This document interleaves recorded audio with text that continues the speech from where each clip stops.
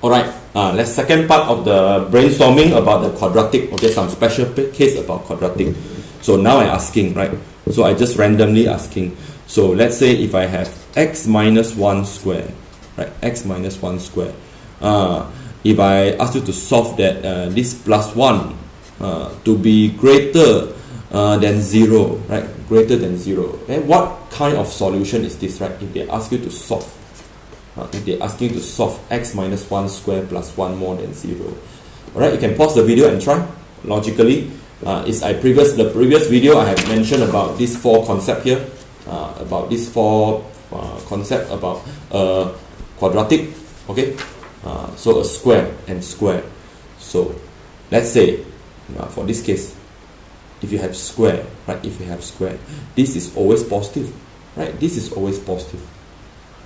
Smallest also you're getting 0, right? Because when x equals 1, you're getting 0, right? The smallest number will be 0 for this. Means that x minus 1 square is at least 0. Is at least 0, right? For all value of r. This is always true, right? X minus 1 square is always at least 0, right? For all value of r, include 1, because 1 minus 1 you're getting 0, right? It's always positive, right? It's always positive or at least 0. So when it's always positive, you're adding 1, you add by 1. You add by 1. For example, this one you add by 1, right? You add by 1. So 0 plus 1, right? X minus 1 square, you go and plus 1. Both sides you plus 1. Right? So definitely your x minus 1 square plus 1 will be at least 1, right? At least 1. So if you say at least 1, this whole thing is at least 1, definitely it will be more than 0, right? It's already at least 1. 1 means 1, 2, 3, 4, 1 and above. Definitely this whole thing will be more than 0, right? So for any value, means that, so the solution for this case is any value of x, any value, this is called any value of x, this statement is always true. Okay, this is always true.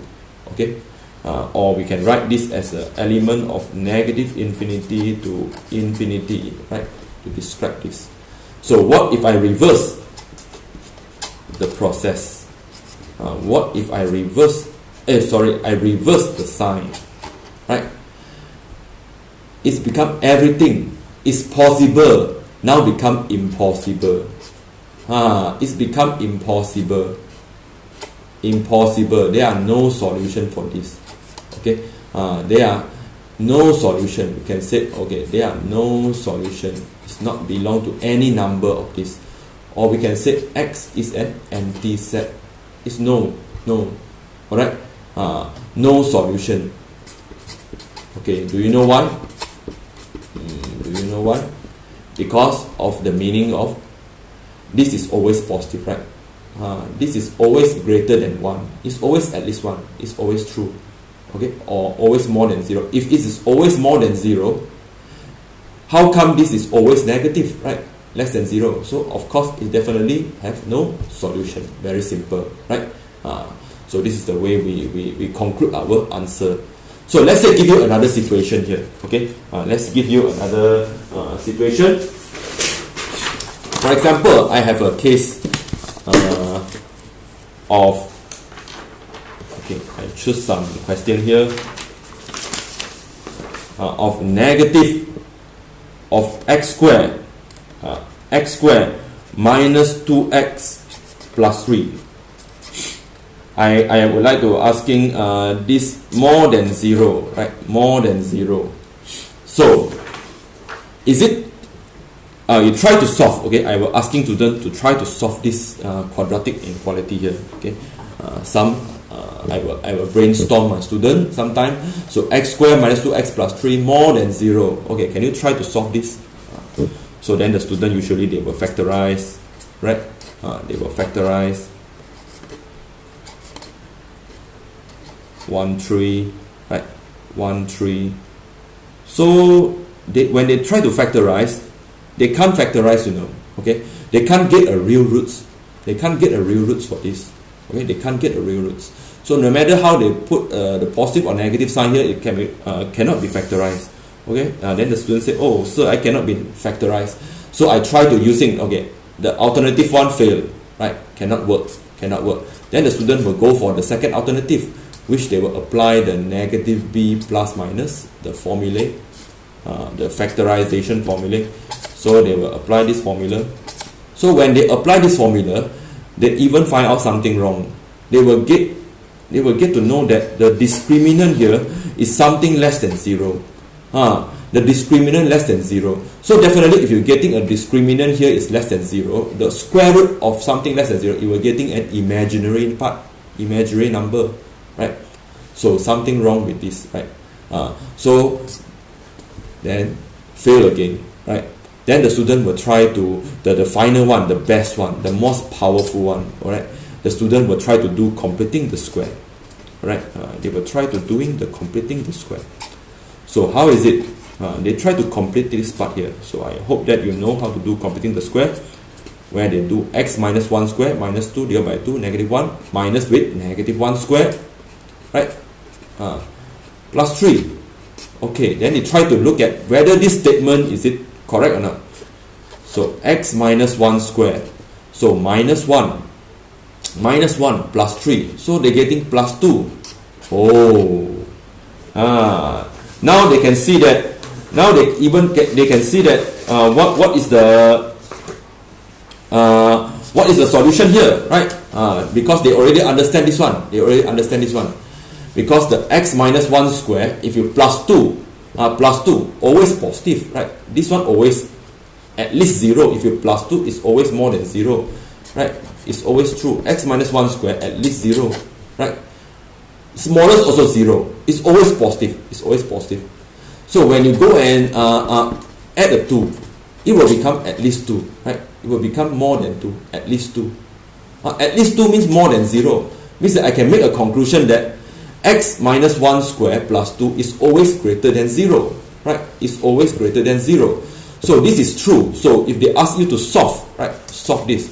So a student that know these three methods, they will finally find out that x can be accept any value.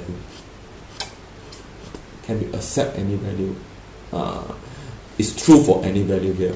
But what if I change the question? The same question, then I'm asking the student to go and do for less than 0. Less than 0. So definitely now I think you already understand. You know that this always positive. After I complete the square, it's already proof that this form, this complete square, the form, is already proof that it's always more than 0. So definitely this one, which is this form, right, plus 2, is less than 0. It's always positive, right? It's always more than 0. How is it possible to become negative? There are no way. No way means no. Okay, no solution. Right? No solution. A very simple understanding here. Okay. I go for one more example for you. For example, I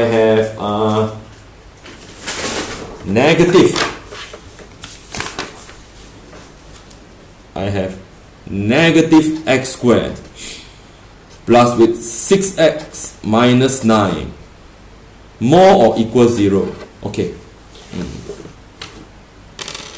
Alright. Then I ask to solve. Solve. You should be more matured now. Okay. The difference between pre-university level and secondary level is you know how to justify the truth of a statement and how to solve that. So for example, this one, x squared plus 6x minus 9 is greater or equal 0. Okay, that doesn't matter. So usually you will say, okay, sir, I'm going to multiply everything with negative. Okay, then this student doing this, then they reverse the sign. This student very good, he know how to reverse the sign because it's know when you multiply with negative based on properties of inequality, they reverse the sign. Okay, next, then this student doing this.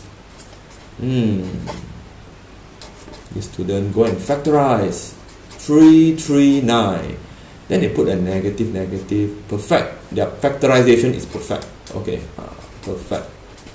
So then they find out something wrong here. Sir, how am I going to solve? This is the part that students always asking. Sir, how to solve this?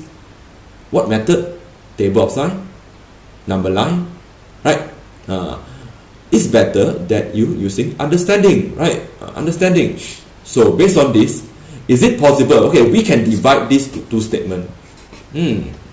This is even more algebra, right? X minus 3 squared less than 0, right? Less than 0. And one more is x minus 3 equals 0, right? I can divide this to two statements because less or equal, actually less or equal is a combination of two statements. I put these two statements together, it becomes less or equal. Right? It's the same. So this one is impossible. From here, what I observe, this is impossible. A square will not be negative. A square of a number, this statement here, a square of any real number will not be negative, right? Will not be negative. So there are no solution for this. No solution for this. The only solution is here, which is x equals to 3. Which is only x equals to 3. Here they have no solution from here. From this statement, I break it up to 2. So there is no solution. No solution. So where's the solution come from? The solution come from here. X equals to 3. Because you still can accept equals 0 ma. So that's why x equals to 3. Right? This is the way we solve. So the solution for this problem will be x minus x equals to 3. Right? X equals to 3. So what if I change the statement here? Negative x squared plus 6x minus 9. Minus 9, right? Minus 9. So I make it become less or equal 0, right? So everything here will be reversed. Totally reversed. So become x minus 3 more or equal 0. Finally getting this. Then your answer will be every value, right?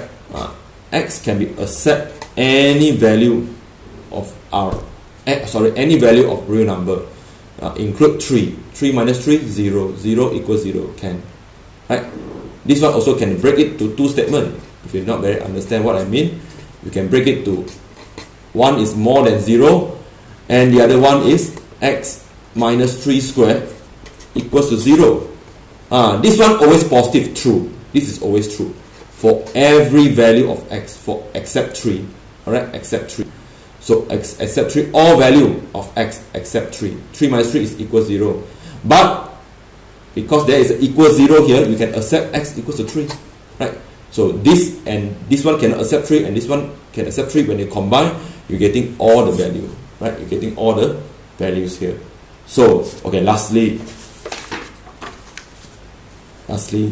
then you will know why when your lecturers, when they're talking about this, when they're talking about x minus 1 square, they will say, okay, x can be any value. Now the objective of this video is, after you watching all the video this video in detail, you will know that why is it, right? Why is it this?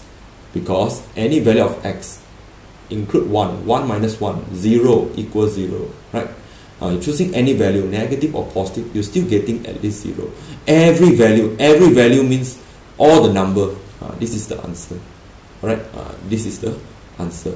Except if, this is some small conclusion for you, let's say if you have x minus 1 squared greater than 0, except if this case, if there are no equal 0, then you should set all the value, but cannot be 1, right? Cannot be 1 because 1 minus 1 can be 0, right?